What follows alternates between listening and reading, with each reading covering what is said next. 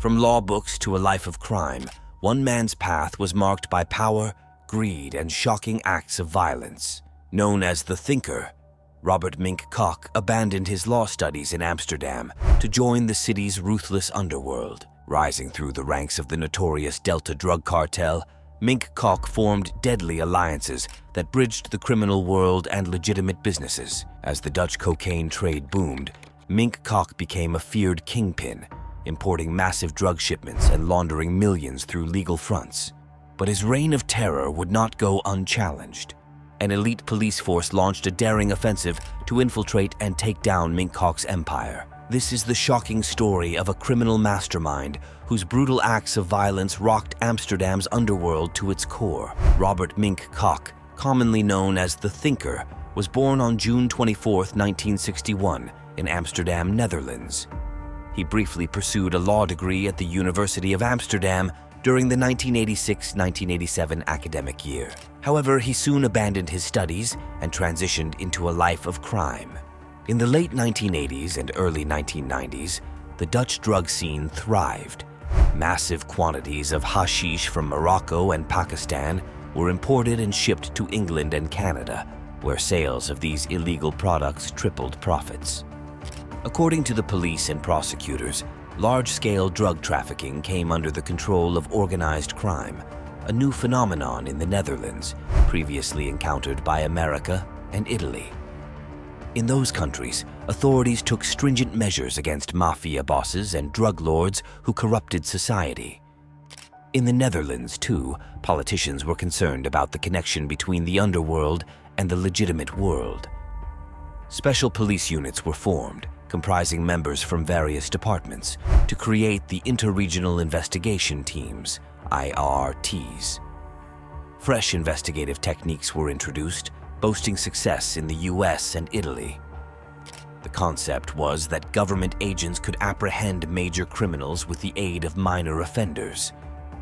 Under the leadership of the then Minister of Justice, Ernst Hirsch-Ballen, the Dutch government initiated a strategy employing civilian spies within criminal circles to combat the drug trade. These spies were secret agents working secretly in criminal groups, making deals with the police. Undercover operations were established, testing the strategy of letting drug shipments proceed to gather intelligence on criminal networks. During that period, this type of effort was hailed as effective and proactive policing. The notion that informants themselves engaged in criminal activities was considered a tolerable risk. The Justice Department and law enforcement believed that drug gangs were led by untouchable kingpins beyond the reach of normal legal measures. The media reinforced this image by publishing sensational stories about Klaas Bruinsma, known as the first Dutch Godfather. Nicknamed the Reverend, these articles portrayed him as a powerful and elusive criminal, enhancing his notorious reputation in the public's mind. Although this drug kingpin tried to correct his fearsome image in court, he embraced and cultivated it within his own circles, distancing himself from the notorious reputation in public, but upholding it among his associates. However, Bruinsma's rise to fame was ultimately short-lived. He was killed in 1991 in a dramatic and violent manner, befitting his notorious reputation as a godfather. Following his death, Bruinsma's criminal empire did not collapse. Instead, his heirs swiftly took over the reins. In the aftermath of Bruinsma's death, top criminals began forming temporary alliances more frequently than ever before. These strategic partnerships were often forged out of necessity, allowing them to pool resources and expertise to achieve their mutual goals. Large drug shipments, which were becoming increasingly common, involved multiple key financiers who shared the financial risk and rewards.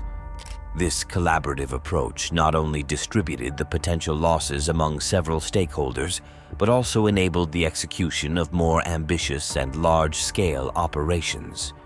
Various criminal groups began utilizing the same transporters for their illicit operations.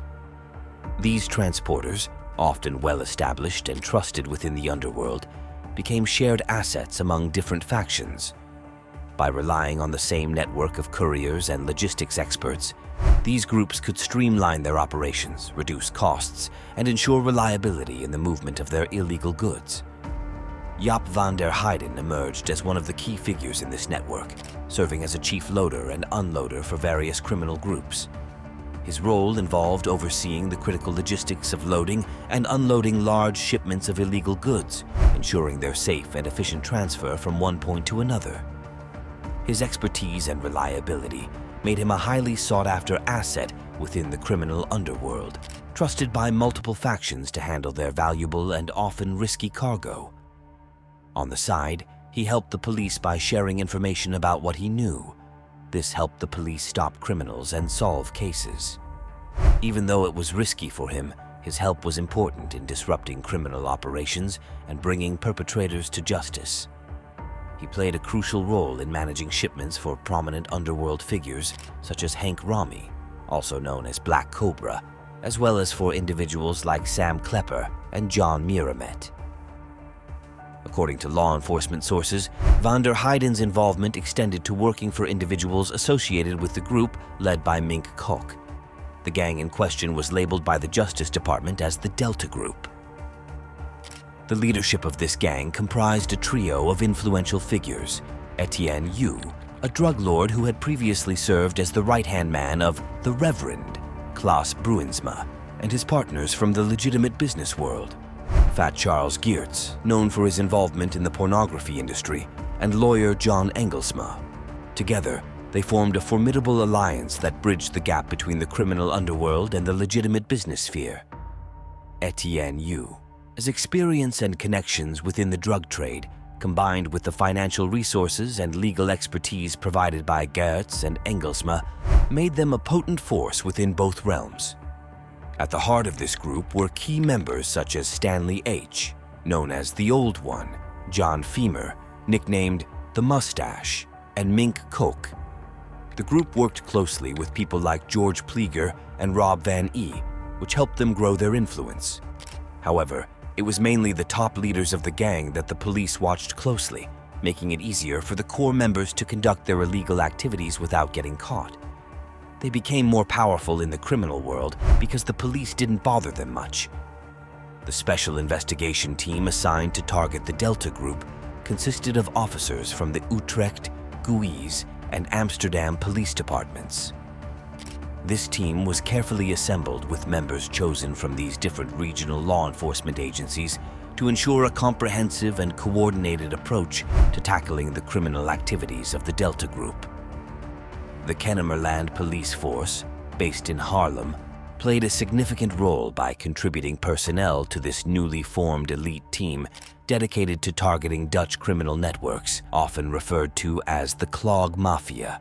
The IRT, Interregional Investigation Team, was stationed in Amsterdam, serving as its operational base.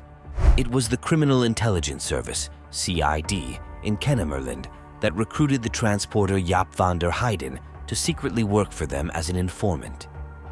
The appeal of the informant lifestyle was heightened by the fact that those assisting the police could retain their ill-gotten gains from criminal activities.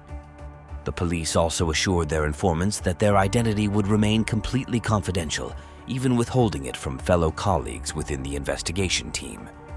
The government pledged assistance to informants if they encountered any difficulties or faced repercussions as a result of their cooperation with law enforcement.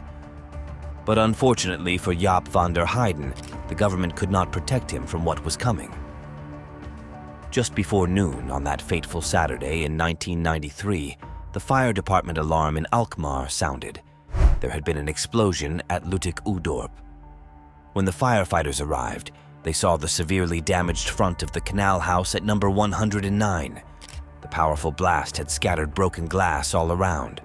Bystanders were injured by the shards. 2 German tourists complained of ruptured eardrums. The police arrived as well. Inside the house, 3 children were said to be present. The officers found a baby in a crib and a toddler in his bed on the upper floors. Miraculously, the children were unharmed and were quickly brought to safety. The mother, Leandra, a daycare worker, and the 3rd child were lucky because they were out shopping and returned just after the deafening blast. Outside the canal house, however, lay a severely injured man, her partner.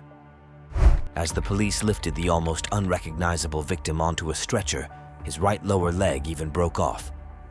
The ambulance first took him to the medical center Alkmaar. From there, he was immediately transferred to the Red Cross Hospital in Beverwijk due to his burns. At exactly 2:20 p.m., the Alkmaar police received word from the burn center. The victim had died from his injuries. It was later discovered that the victim was Jacob Adrianus, Jaap van der Heiden. Van der Heiden was killed by a bomb placed in a plastic bag hung on his front door. The explosive was made of TNT, possibly mixed with another explosive, RDX. When van der Heiden tried to enter his house, the bomb was remotely detonated. The burn center doctor said, "The patient's face was severely disfigured. His body was a bloody mass at the front. One of his hands was amputated and the other was partially amputated. One of his thighs was severely broken. The patient reminded me of a war victim." The investigation into the murder was conducted by IRT North Holland Utrecht. Several tips came to the intelligence service.